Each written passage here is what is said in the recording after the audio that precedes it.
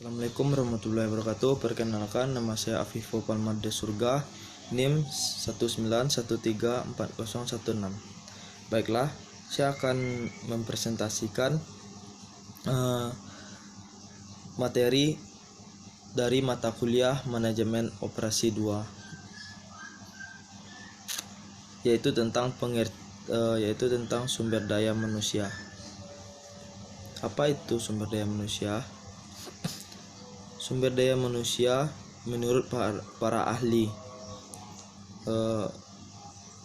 sumber daya manusia merupakan suatu usaha kerja atau jasa yang memang diberikan dengan tujuan dalam melakukan proses produksi.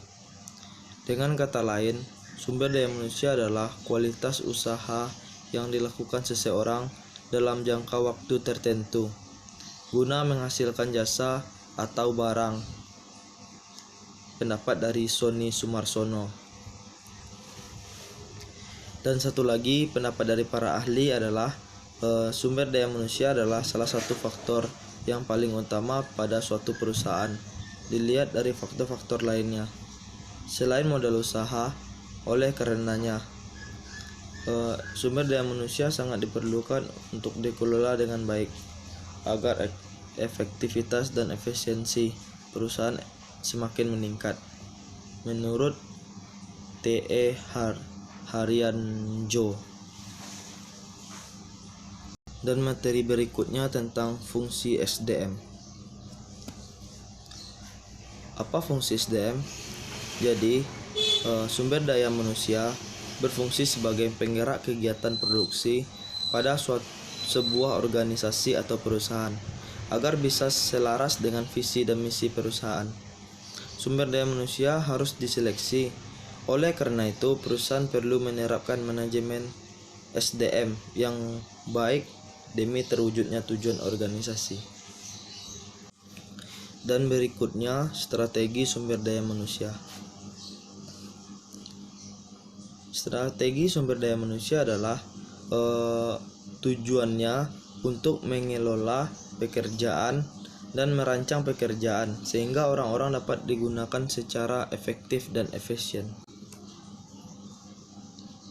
Dan materi berikutnya tentang job design. Apa itu job design? Job design adalah suatu alat untuk memotivasi dan memberi tantangan pada karyawan. Oleh karena itu, perusahaan perlu memiliki suatu sistem kerja yang dapat menunjang tercapainya tujuan perusahaan secara efektif dan efisien, yang dapat merangsang karyawan untuk bekerja secara produktif, mengurangi timbulnya rasa bosan, dan dapat meningkatkannya kepuasan kerja. Desain pekerjaan terkadang digunakan untuk menghadapi stres kerja yang dihadapi karyawan. Dan berikutnya yaitu menentukan tugas yang merupakan pekerjaan bagi individu atau kelompok. Di antaranya memiliki 5 poin. Yang pertama adalah spesialisasi pekerjaan, dan yang kedua adalah ekspansi pekerjaan. Yang ketiga adalah komponen psikologi. Yang keempat adalah kelompok kerja mandiri, dan yang kelima adalah sistem motivasi dan sistem insentif. Dan materi berikutnya yaitu tujuan job design.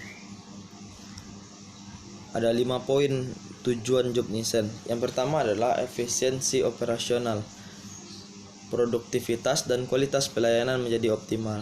Dan yang kedua adalah fleksibilitas dan kemampuan melaksanakan proses kerja secara horizontal dan hierarki. Yang ketiga, minat, tantangan dan prestasi menjadi optimal. Yang keempat, tanggung jawab tim ditetapkan sedemikian rupa sehingga bisa meningkatkan kerjasama dan efektivitas tim. Dan selanjutnya yaitu integrasi kebutuhan individu karyawan dengan kebutuhan organisasi. Baiklah, jadi itulah tadi tujuan dari job design. Mungkin sekian dari presentasi saya. Maaf segala kekurangan. Assalamualaikum warahmatullahi wabarakatuh.